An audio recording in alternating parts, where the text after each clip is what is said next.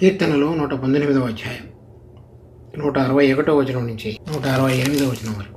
అధికారులు నిర్నిమిత్తముగా నన్ను తరుముదురు, అయినను నీ వాక్య భయము నా హృదయమునందు నిలుచుచున్నది. విస్తారమైన దోపు సొమ్ము సంపాదించిన వాని వలె నీవిచ్చిన మాటను బట్టి నేను సంతోషించుచున్నాను. అబద్ధము నాకు అసహ్యము, అది నాకు హేయము. నీ ధర్మశాస్త్రము నాకు ప్రీతికరము. నీ న్యాయ విధులను బట్టి దినమునకు 7 మారులు నేను నిన్ను స్తుతించుచున్నాను. నీ ధర్మశాస్త్రమును ప్రేమించు వారికి ఎంతో నెమ్మది కలదు. వారు తూలి తొట్టిల్లుటకు కారణమేమీ లేదు. యెహోవా, నీ రక్షణ కొరకు నేను కనిపెట్టుచున్నాను. నీ ఆజ్ఞలను అనుసరించి నడుచుకొనుచున్నాను. నేను నీ శాసనములను బట్టి ప్రవర్తించుచున్నాను. అవి నాకు అతి ప్రియములు. నా మార్గములన్నీ నీ ఎదుటనున్నవి. నీ ఉపదేశములను, నీ శాసనములను నేను అనుసరించుచున్నాను. మనం చదివినటువంటి 161 నుంచి 168 వచనాలు 8 వచనాలు అది హెబ్రీ అక్షరమాలలోని 21వ వచనం షీన్ అనే ఆధారంగా వ్రాయబడినటువంటి వచనాలు. దీనిలో అతడు అధికారుల చేత తరమబడుతున్న వాళ్ళు, తర్వాత అధికారులు ఈ అబద్ధమును వెంబడించేటువంటి వాళ్ళుగా 163వ వచనంలో ఉంది.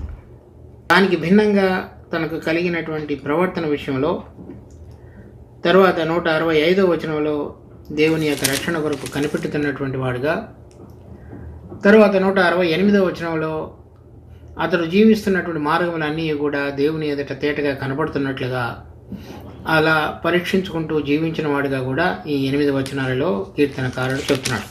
ఇక్కడ 161వ వచనంలో చూసినట్లయితే, అధికారులు నిర్నిమిత్తముగా నన్ను తరుముదురు, ఆయనను నీ వాక్య భయము నా హృదయమునందు నిలుచుచున్నది. ఎవరైతే ఈ సత్యాన్ని వెంబడించకుండా ఈ 163వ వచనంలో చెప్పబడినటువంటి అబద్ధాన్ని అనుసరించేటువంటి అధికారులు ఈ సత్యాన్ని అనుసరించుచున్నటువంటి దేవుని యందు భయం కలిగినటువంటి వ్యక్తిని వారు తరిమేవారుగా ఉన్నారు. ఈ సందర్భం అనుసారంగా ఈ వచనాలు రాయబడి ఉండగా అతడు 161వ వచనంలో చెప్తున్నాడు, నీ వాక్య భయం నా హృదయమునందు నిలుచుచున్నది. ఒక ప్రక్క అధికారులు అతనిని తరిమి వెంటాడేటువంటి స్థితి, కానీ అతని హృదయంలో మాత్రము దేవుని యొక్క వాక్యాన్ని గురించినటువంటి భయం. అంటే అతడు ఈ వాక్యములో ఏమి సెలవిచ్చున్నదో దాని ప్రకారంగా నడవటానికి తాను శత్రువు వెంబడిస్తున్నప్పటికీ కూడా అటు ఇటు తొలగిపోకుండా ఉన్నటువంటి స్థితిని గురించి అతడు మాట్లాడుతున్నాడు. అందుచేతనే 168వ వచనంలో నా మార్గములన్నీ నీ ఎదుట ఉన్నది. అంటే నేను ఇంతవరకు అధికారుల చేత తరమబడినప్పటికీ నేను ఏ విధంగా ప్రవర్తించానో నడిచానో అవన్నీ కూడా నీకు తెలిసి ఉన్నాయి. అంటే నేను తొలగిపోలేదు. ఎందుచేతనంటే నీ వాక్యాన్ని గురించినటువంటి భయము నా హృదయంలో నిలిచి ఉండటం చేత. తర్వాత 162వ వచనంలో చెప్తున్నాడు, విస్తారమైన దోపు సొమ్ము సంపాదించిన వాని వలె నీవిచ్చిన మాటను బట్టి నేను సంతోషించుచున్నాను. ఈ దోపు సొమ్ము అనేటువంటిది మనం దేవుని వాక్యంలో చూసినప్పుడు 2 రాజుల మధ్య యుద్ధం జరిగినప్పుడు గెలిచినటువంటి రాజు ఓడిపోయినటువంటి రాజుల యొక్క ఈ కంఠహారములు, విలువైనటువంటి దుస్తులు, వాళ్ళ చేత ధరించబడిన కిరీటాలు, విలువైనటువంటి వజ్రాలు, బంగారము వాటన్నిటినీ కూడా దోచుకునేవాళ్ళు. దానిని దోపు సొమ్ము అంటారు. ఇతను ఈ దోపు సొమ్ము సంపాదించిన వాని వలె, అంటే వాళ్ళు ఒకవేళ అతన్ని అధికారులు నిర్నిమిత్తముగా తరముతున్నప్పటికీ కూడా ఈ వాక్యమును గురించినటువంటి భయం అతని హృదయంలో నిలిచి ఉండట చేత ఈ వాక్యం అనుసారంగా దేవుని మార్గంలో నడిచినటువంటి అనుభవం కలిగిన వాడిగా ఉంటుండగా అతడు ఈ ఆత్మలో జయించినటువంటి అనుభవం కలిగి ఈ జీవమునిచ్చు ఆత్మ నియమము, పాప మరణముల నియమము నుంచి విడుదల కలుగు చేసినటువంటి సందర్భం ఎటువంటి విధంగా అతన్ని నడిపించున్నదో అది ఒక దోపు సొమ్ము సంపాదించిన వాని వలె సంతోషాన్ని కలుగజేస్తున్నది. అంటే ఈ శత్రువుని ఓడించినటువంటి అనుభవాన్ని కలిగి ఈ వాక్యం యొక్క అనుభవం చేత దేవుని యొక్క ఆత్మలో ఈ జయం పొందినటువంటి వాడుగా తరమబడుతున్నప్పటికీ సరైనటువంటి సమాధానం కలిగి వాక్యము అతనిలో పని చేసినటువంటి అనుభవం కలిగిన వాడిగా ఉండటం చేత ఈ తన శరీరము, తన ప్రాణము, లోకము వీటి మీద జయం పొంది వాటిలో ఉన్నటువంటి ఆ దోపు సొమ్ము అంతటిని కూడా, అంటే ఆత్మ సంబంధమైనటువంటి జయాన్ని పొందినటువంటి అనుభవం కలిగిన వాడుగా అది ఉదాహరణగా చెప్తున్నాడు. అటువంటి జయించినటువంటి అనుభవంతో కలిగిన వాడు కానీ ఉండి నేను సంతోషిస్తున్నానని చెప్తున్నాడు. అంటే జయించిన వాడు మాత్రమే దానిని చెప్పగలడు. అధికారులు తరమబడుతున్నప్పటికీ, ఉదాహరణకి సౌలు దావీదును తరుముతున్నప్పటికీ అతనికి కలిగిన అవకాశాలలో అతన్ని హాని చేయకుండా దేవుని ఇచ్చినటువంటి వాక్యాన్ని అతడు ఎదుట ఉంచుకొని అతడు చంపకుండా దేవుని చేత అభిషేకించు వానికి ప్రాణహాని చేయకుండా విడిచిపెట్టబడినటువంటి సంగతిలో అతడు దోపు సొమ్ము సంపాదించిన వాడు వలె, అంటే దేవుని యొక్క వాక్యాన్ని అనుసరించి తనలో ఉన్నటువంటి శరీరము ప్రాణము ఈ లోక సంబంధమైన విధానాల మీద జయించిన వాడుగా ఉన్నాడు కనుక ఈ దోపు సొమ్ము సంపాదించిన వాని వలె సంతోషాన్ని కలిగి ఉన్నాడు. అదేవిధంగా పౌలు కూడా అనేక మంది అతనిని వాక్యం చెప్పినప్పుడు ప్రతి చోట కూడా అతన్ని హింసించి చంపడానికి ప్రయత్నం చేసినప్పటికీ కూడా తర్వాత అతడు ఎక్కడెక్కడైతే దేవుని చేత పరిచర్య ప్రారంభించి సంఘాలు కట్టబడటానికి దేవుడు వాడుకున్నాడు, ఆ సంఘాలలో కూడా కోరిందులో కానీ వేరు చోట్ల కానీ అతనికి వ్యతిరేకంగా లేచినప్పుడు కూడా వారందరి పక్షంగా ప్రేమ కలిగిన వాడుగా వ్యవహరించి దేవుని మార్గాన్ని అనుసరించిన వాడుగా ఉండడం చేత తనలో ఉన్నటువంటి ధర్మశాస్త్రానుసారమైన మనసు కానీ లోకానుసారమైన విధంగా కాకుండా ప్రతిదానిని కూడా దేవుడికి అప్పచెప్పి దేవుడు అప్పగించినటువంటి మార్గములలో తన ఎదుట ఉంచుకొని చక్కగా నడిచిన వాడుగా ఉన్నాడు. కనుక విశ్వాసులమైన మనము ఈ దోపుడు సొమ్మును కలిగి పట్టుకున్న వాని యొక్క సంతోషంలోనికి రావటం అంటే మనలో దేవునికి వ్యతిరేకంగా పనిచేసేటువంటి శరీరాన్ని, మనలను ఆకర్షించి లోకానుసారంగా నడిచేటువంటి లోకము, వాటి మీద జయం పొంది ప్రభువు విషయంలో ప్రభువు కోరిన మార్గములందు నడవగలిగినట్లయితే మనము దోపును సొమ్ము పంచుకున్న వాని యొక్క సంతోషంలోనికి వచ్చినట్లే. తర్వాత 163వ వచనంలో అబద్ధము నాకు అసహ్యము, అది నాకు హేయము, నీ ధర్మశాస్త్రము నాకు ప్రీతికరము. లోకంలో ఉన్నటువంటి ఈ అధికారులు సత్యాన్ని ప్రేమించకుండా అబద్ధాన్ని ప్రేమించేవారు. కానీ కీర్తనకారుడు అది హేయమనియో దానికి బదులుగా ధర్మశాస్త్రము ప్రీతికరమనియో చెప్తున్నాడు. తర్వాత ఇక్కడ చూడండి 167వ వచనంలో నీ శాసనములను బట్టి ప్రవర్తించుతున్నాను, అవి నాకు అతి ప్రియులు. ఇది అబద్ధాన్ని నడిచేటువంటి వాడు కొంతమంది, కానీ కీర్తనకారుడు దానిని హేయంగాను దేవుని వాక్యాన్ని ప్రీతికరంగాను తర్వాత దేవుని యొక్క వాక్యములు ప్రియమైనవిగాను చేసిన వాడుగా ఉన్నాడు. సో 163వ వచనంలో అబద్ధాన్ని పట్టుకొని మరి సత్యాన్ని ద్వేషించి సత్యం ప్రకారంగా నడిచేటువంటి బిడ్డలను హింసించేవారు కొంతమంది. కానీ కీర్తనకారుడు అబద్ధాన్ని అది హేయముగా ఎంచుకొని ధర్మశాస్త్రము ప్రియమైనదిగా ఎంచుకొని తర్వాత దానికి బదులుగా అబద్ధానికి బదులుగా సత్యాన్ని అనుసరిస్తూ ఇక్కడ చెప్తున్నాడు 167వ వచనంలో ఈ శాసనములను బట్టి ప్రవర్తించుతున్నాను. అబద్ధమును బట్టి కాక దేవుని వాక్యం సత్యమైంటుండగా సత్య ప్రకారము దేవుని యొక్క వాక్య ప్రకారము అది 166వ వచనంలో నీ ఆజ్ఞలను అనుసరించి నడుచుకుంటున్నాను. ఆ నడుచుకున్నటువంటిది ఈ ప్రవర్తన యొక్క అనుభవంలోనికి, అంటే దాని యొక్క స్థిరత్వంలోనికి తీసుకొచ్చాడు. కొన్నిసార్లు నడుచుకున్నట్టు అనేటువంటిది కొన్నిసార్లు ఒకసారి నడిచి ఇంకొకసారి నడవకుండా ఉండే అవకాశం ఉంది. ఈ ప్రవర్తన అనేటువంటిది ఆ నడత స్థిరపరచబడి అది క్రమంగా అలవాటుగా అదే క్రమంలో నడిచేటువంటి దాన్ని మనం ప్రవర్తన అని అనవచ్చు. ఈ అబద్ధానికి బదులుగా ఆజ్ఞలను అనుసరించి నడుచుకునటం, శాసనములను బట్టి ప్రవర్తించటం, ఆ శాసనములను అతి ప్రియముగా ఎంచటం అనేటువంటి దాని యొక్క అనుభవంలో ఈ కీర్తనకారుడు ఉన్నాడు. మొట్టమొదటిగా ఈ అబద్ధాన్ని హేయమైనదిగా ఎంచాడు. తర్వాత ధర్మశాస్త్రాన్ని ప్రేమించిన వాడిగా ఉన్నాడు. తర్వాత వాక్యాన్ని నడిచేవాడుగా ఉన్నాడు. ఆ నడచట అనేటువంటిది స్థిరపరచుకొని ప్రవర్తించేవాడుగా ఉన్నాడు. ఆ ప్రవర్తన దాన్ని బట్టి ఆ అబద్ధమునకు తర్వాత సత్యం కాని దాన్ని వేరుపరచుకొని సత్యాన్ని తన యొక్క జీవితంలో అన్వయించుకొని వాక్యాన్ని ప్రేమించి నడిచేటువంటి వాడుగా కీర్తనకారుడు తను చెప్తున్నాడు.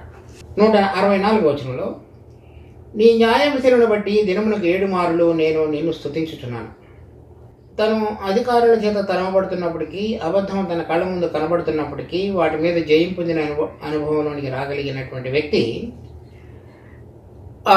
జయించి దోపుడు సొమ్ము పంచుకున్నటువంటి అనుభవంలోనికి ప్రతిరోజు ఈ పాప నియమం నుంచి, మరణం నుంచి దోపుడు సొమ్ము పొందిన వాని వలె సంతోషంతో నింపబడినటువంటి హృదయంతో దినమునకు 7 మారులు స్తుతించుట. అంటే 7 మారులు అనేటువంటి సంపూర్ణతకు దేవుని యొక్క వాక్యంలో గుర్తు. ఎల్లప్పుడూ దేవుని స్తుతించి ఆరాధించేటువంటి వాడుగా తన జీవితంలో ఏ మనిషి అయితే పాప నియమమునకు లోబడి మన ప్రభు అయిన యేసుక్రీస్తు మృతులలో నుంచి పునరుద్ధారుడిగా లేవనంత వరకు ఒక మనిషి ఆ పాప నియమానికి లోబడి జీవించుతూ వచ్చాడో, ఇప్పుడు ఆ పాప నియమము మన ప్రభు అయిన యేసుక్రీస్తు పాపమునకు శిక్షను తన దేహంలో భరించి, దేవుడు తండ్రి అయినటువంటి దేవుడు మన ప్రభు అయిన యేసుక్రీస్తును ఆ మరణం అనేటువంటి బంధకాల నుంచి తొలగించి మృతులలో నుంచి లేపుడి ద్వారా ఒక నూతనమైన జీవాన్ని ప్రత్యక్షపరచబడటం ద్వారా మనందరం కూడా ఎల్లప్పుడూ కూడా వీటి మీద ఆ పాపము మీదను, పాపం ద్వారా వచ్చిన మరణ నియమం మీదను జయం పొందిన వారమై దేవుని యొక్క జీవం మనలో పనిచేయగలిగినటువంటి ఆత్మ యొక్క నియమంలోనికి తీసుకుని రాబడ్డాం. దానిని బట్టి నేను స్తుతించుతున్నానని చెప్తున్నాడు. మన కనుక ఓడిపోయిన జీవితం ఉన్నట్లయితే, లేక ఈ జయించినటువంటి అనుభవం కనుక లేకపోయినట్లయితే ఆ స్తుతించినటువంటి అనుభవంలోనికి రాలేము. చాలామంది ఈ లోకంలో అనేకమైనవి ప్రభువు చేత పొందిన వారే ఉండి స్తుతిస్తూ ఉంటారు. కానీ అన్నిటికంటే శ్రేష్టమైనది, ఉత్తమమైనది ఏంటంటే, మనలను ఏ బంధకాలైతే పట్టి దేవునిలో ఉన్నటువంటి నిజమైనటువంటి సమాధానాన్ని, ఆనందాన్ని పొందకుండా మనల్ని బంధించేవిగా ఉంటాయో వాటన్నిటి నుంచి విడుదల పొందగలిగి ప్రభువుతోటి నిజమైనటువంటి ఆనందంలోనికి నడిపించగలిగినటువంటి జయ జీవితంలోనికి రాగలిగినటువంటిదే ఆ దినమునకు 7 మారులు స్తుతించుట, లేక సంపూర్ణమైనటువంటి విధంగా మన హృదయం స్తుతి ఆరాధనలతో నింపబడి ఉండుట అనే దానికి అర్థం. అలా కానిది ఏది కూడా ఈ లోకంలో శాశ్వతమైనది ఏదీ కాదు. కేవలము ఆ పాపము మరణముల నియమము నుంచి పొందినటువంటి జీవమునిచ్చేటువంటి ఆత్మ నియమము నిజమైనటువంటి స్తుతులు దేవునికి చెల్లించగలిగేటువంటి స్థితిలోనికి మన హృదయాలను, మన ఆత్మలను తీసుకొని రాగలుగుతుంది. కనుక అటువంటి విధంగా నేను స్తుతులు చెల్లించుతున్నాను అని చెప్తున్నాడు. అది ఎల్లప్పుడూ స్తుతులు చెల్లించగలడు. ఈ లోకంలో పొందినవి మాత్రం కొన్నిసార్లు పొందినప్పుడు మాత్రమే స్తుతులు చెల్లించగలుగుతాడు. కానీ ఆ జీవమునిచ్చేటువంటి ఆత్మ నియమము ప్రతిరోజు ప్రతి విషయంలోనూ శరీరం మీదను, లోకం మీదను, మరణం మీదను జయం పొందుతున్న కొలది రోజు తన హృదయంలో స్తుతులతో నింపబడినటువంటి వాడుగా ఒక విశ్వాసి జీవించగలుగుతాడు. 165వ వచనం, నీ ధర్మశాస్త్రమును ప్రేమించు వారికి ఎంతో నెమ్మది కలదు, వారు తూరి తొట్టిల్లుటకు కారణం ఏమీ లేదు. కనుక మనకు ఒకవేళ అధికారులు నిర్నిమిత్తముగా తరుముతున్నప్పటికీ, అబద్ధము చేత నడిపించబడేటువంటి వారు మనల్ని చుట్టి ఉన్నప్పటికీ కూడా, అటువంటి పరిస్థితుల్లో నీ ధర్మశాస్త్రమును ఎవరైతే ప్రేమిస్తారో వారికి ఎంతో నెమ్మది కలదు, వారి తూరి తొట్టిల్లుటకు కారణం ఏమీ లేదు. ఎటువంటి పరిస్థితులు అయినప్పటికీ కూడా వారు ఆ నెమ్మదిని కలిగి తొలగిపోకుండా ఉండట విధంగా దేవుడు వారికి సహాయపడతాడు. పౌలు తన యొక్క పరిచర్య అంతటిలో కూడా ఈ విధంగా దేవుని యొక్క ఉన్నతమైనటువంటి ఆ పరలోకపు వెలుగును, సత్యాన్ని బయలుపరిచిన తరువాత అతడు చెరసాల్లో వేయబడ్డాడు. చెరసాల్లో ఉంటున్నటువంటి సమయంలో జైల్లో నుంచి ఫిలిప్పీలకు ఒక పత్రిక రాశాడు. నేను మరలా చెప్పుదును, ఎల్లప్పుడూ ఆనందించుడి, ప్రభువునందు ఆనందించుడి అని చెప్తూ ఉన్నాడు. అలా చెబుతూ తను కొంతమంది చేత వారు గర్విష్ఠులుగా ఉండి, అబద్ధాన్ని వెంబడించేవారుగా ఉండి, అబద్ధ సాక్ష్యం చెప్పి ఇతనిని జైలులో వేయించినప్పటికీ కూడా దేవుని ఎదుట నిర్దోషిగాను తన మనస్సాక్షిని అభ్యాసం చేసుకునే వాడై ఉండి, అతడు నెమ్మది కలిగిన వాడుగా ఉండి ఇతరులు కూడా నెమ్మది కలిగి ఉండాలనేటువంటి విధంగా ఫిలిప్పీలు రాసిన పత్రిక 4వ అధ్యాయంలో మాట్లాడతాడు. చూడండి, ఫిలిప్పీలు రాసిన పత్రిక 4వ అధ్యాయం 4 నుంచి 7 వచనాలు. ఎల్లప్పుడూ ప్రభువునందు ఆనందించుడి, మరలా చెప్పుదును ఆనందించుడి, మీ సహనమును సకల జనులకు తెలియబడనీయుడి, ప్రభువు సమీపంగా ఉన్నాడు. అనగా ప్రభువు రాబోతున్నాడు, తర్వాత ఆయన వచ్చినప్పుడు సమస్తాన్ని చక్కగా మార్చగలడు కనుక, ఆయన మనకున్న పరిస్థితులలో నుంచి విడుదల కలుగు చేసేవాడు కనుక, మీరు ఆయన తోడుగా ఉండి ఆయనకు రాబోతున్నాడు కనుక దాని విషయమై మీరు సంతోషంగా ఉండండి. దేనిని గురించి చింతపడకడు కానీ ప్రతి విషయంలోనూ ప్రార్థన విజ్ఞాపనముల చేత కృతజ్ఞతాపూర్వకముగా మీ విన్నపములు దేవునికి తెలియచేయండి. కనుక ఇప్పుడు ప్రతి పరిస్థితిని కూడా ఏ విధంగా తాను పౌలు జైలులో ఉన్నప్పటికీ, అనేక సార్లు ఇతరుల చేత బాధించబడుతున్నప్పటికీ, అధికారుల చేత నిర్నిమిత్తముగా తరమబడినప్పటికీ, గర్విష్ఠుల చేత బాధించబడినప్పటికీ కూడా తను సంతోషంగా ఉంటూ, మీరు కూడా ప్రార్థన విజ్ఞాపనల చేత మీ విన్నపాలు కూడా దేవునికి తెలియచేయండి. అప్పుడు సమస్తమైన జ్ఞానమునకు మించిన దేవుని సమాధానం యేసుక్రీస్తున వలన మీ హృదయములకు తలంపులకు కావలియుండును. అందువలన అప్పుడు యేసుక్రీస్తు వలన దేవుని యొక్క సమాధానము మీ హృదయములకు మీ తలంపులకు కావలియుండును. అటువంటి అలా కనుక మీరు చేసినట్లయితే మీ యొక్క తలంపులకు, మీ యొక్క హృదయములకు, అనగా మన హృదయంలో మసలేటువంటి భావోద్వేగాలు కానీ, మన మనసులో మెదిలేటువంటి తలంపులు, ఆలోచనలు కానీ, వాటన్నీ కూడా క్రమబద్ధం చేయబడి వాటి పరిధులలో మాత్రమే అవి పనిచేస్తూ సమాధానాన్ని కలుగజేసే విధంగా దేవుని యొక్క ఆత్మ మనకు తెలియని రీతిలో పనిచేస్తాడు. ఆ అనుభవంలోనికి రాగలుగుతారు అని చెప్తున్నాడు దేవుని యొక్క వాక్యం అందు విశ్వసించిన బిడ్డలు, కీర్తనకారుడు పాత నిబంధనలోని. అది చాలామంది విశ్వాసులమైన మనం ఈ అనుభవంలోనికి రాకుండా చాలాసార్లు మనకు కలిగినటువంటి హృదయ సంబంధమైన భావోద్వేగాలను బట్టి, మనసుకు కలిగినటువంటి తలంపులు, ఆలోచనలను బట్టి కలత చెంది ప్రతిదానికి కూడా భయపడుతూ జీవించే వాళ్ళంగా ఉంటాం. కానీ ఎప్పుడైతే నిజమైనటువంటి హృదయంతో, 7 మారులు సృష్టిస్తున్న హృదయంతో, దేవుడు మనకు అనుమతించినటువంటి పరిస్థితిని అంగీకరించినటువంటి హృదయంతో ఆ వాక్యం యొక్క నిజమైన అనుభవంలోనికి రాగలుగుతామో, అప్పుడు మనం 7 మారులు స్తుతించుట, దేని విషయంలో కూడా చింతించక సమాధానాన్ని మన హృదయములకు, తలంపులకు దేవుని యొక్క సమాధానము, మన కాపలి కాయుట, అంటే మన సమాధానం కాదు, దేవుని యొక్క సమాధానము, వీటన్నిటి విషయంలో మనకి సమస్త జ్ఞానములకు మించిన విధంగా మనల్ని నడిపించి ఆనందింపు చేయగలదు. దాని అనుభవంలోనికి కీర్తనకారుడు పాత నిబంధనలోనే వచ్చినట్లుగా చెప్తున్నాడు. తర్వాత 166వ వచనం, యెహోవా నీ రక్షణ కొరకు నేను కనిపెట్టుచున్నాను, నీ ఆజ్ఞలను అనుసరించి నడుచుకుంటున్నాను. నీ రక్షణ కొరకు కనిపెట్టుచున్నానంటే ఇప్పుడు నేను నా జీవితంలో మరి ఇంతవరకు నడిపించబడి దేవుడు నాకు అనుగ్రహించబోయేటువంటి రక్షణ కొరకు నేను కనిపెట్టుచున్నాను అని చెప్తున్నాడు. అంటే ఇక నా సమయం త్వరగా ఆసన్నమైంది, నువ్వు త్వరగా రాబోతున్నావు, ప్రభు సమీపంగా ఉన్నాడు కనుక ప్రతిదీ కూడా మారబోతుంది.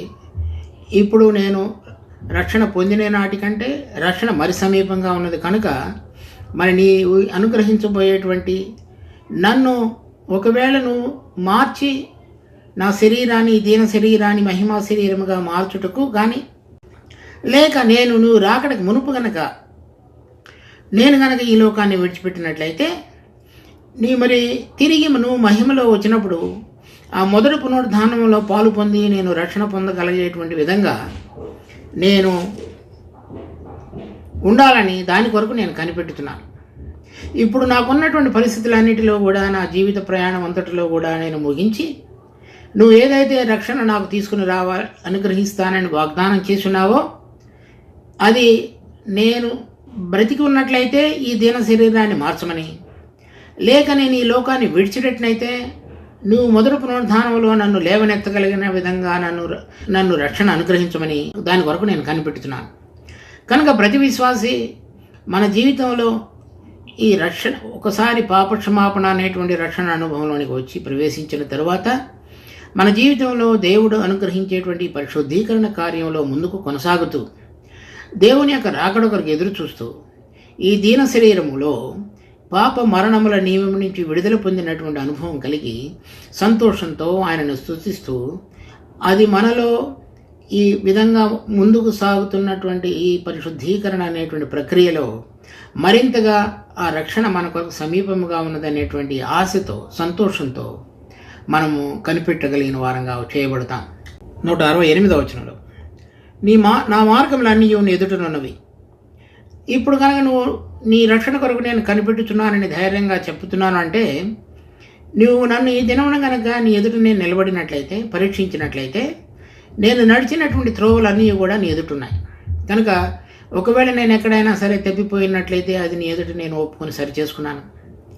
నేను తప్పిపోయిన మార్గాలలోనూ నాకు శిక్ష విధించినప్పుడు, నన్ను సరిచేసి సరైన విధంగా తీసుకొచ్చినప్పుడు, నన్ను మరలా నీతిమంతుడిగా తీర్చడం మాత్రమే కాకుండా శుద్ధుడిగా మార్చడానికి నా మీదకు తీసుకుని రాబడిన క్రమశిక్షణ అంతటినీ కూడా నేను త్రోసివేయక అనుభవించి నీ వాక్యానుసారంగా నడవటానికి, ప్రవర్తించడానికి నేర్చుకున్నాను. అదంతా కూడా నీ ఎదుట ఉన్నది. నీ ఉపదేశములను, నీ శాసనములను నేను అనుసరించుతున్నాను. నడుచుకున్నట్టు మాత్రమే కాదు, ప్రవర్తించటం మాత్రమే కాదు, దాన్ని నేను కరెక్ట్గా ప్రతిరోజు చక్కగా అనుసరిస్తూ నడిచేటువంటి వాడినిగా చేయబడ్డాను. కనుక నా జీవితంలో ఎటువంటి పరిస్థితులైనప్పటికీ కూడా ఈ దోపు సొమ్ము పొందిన వాని యొక్క అనుభవంలోనికి, ఈ పాప మరణముల నియమం యొక్క అనుభవంలో నుంచి విడుదల పొంది జీవమునిచ్చేటువంటి ఆత్మ యొక్క నియమంలోనికి తీసుకుని రాబడి రక్షణ కొరకు కనిపెట్టుచు, నీవు నన్ను పరీక్షించినప్పుడు నేను నీ ఎదుట నిర్దోషిగా నిలబడతాను అనేటువంటి నీ యొక్క కృపను కొరకు నేను కనిపెట్టుతూ నా జీవిత యాత్రను నేను ముందుకు సాగిస్తున్నాను అని చెప్తున్నాడు. మన జీవితంలో కూడా అటువంటి అనుభవంలోనికి రాగలిగినట్లుగాను యథార్థమైన రీతిలో ప్రతిరోజు ఆయన జీవం మనలో చక్కగా పనిచేయటకు దేవుడు మనందరికీ కృప చూపించను గాక. ప్రార్థించుకుందాం. మా జీవం కలిగిన తండ్రి, మీ కృపలో మాకు అనుగ్రహించిన ఈ వాక్య భాగాన్ని బట్టి మీకు ఎంతో వందనాలు. ఈ వాక్యాన్ని మా కొరకే ఆశీర్వదించండి. దీని ద్వారా మేమందరం కూడా లాభం పొందలాగున మరి మేము ఏదైతే ఉద్దేశంతో మీ చేత రక్షించబడ్డామో, పట్టబడ్డామో, దాని అనుభవంలోనికి రాగలిగిన వారంగా మమ్మల్ని అందరినీ మార్చమని, నడిపించమని వేడుకుంటూ మా రక్షకుడు ప్రభువైన యేసు నామమున అడుగుతున్నాం తండ్రి. ఆమేన్.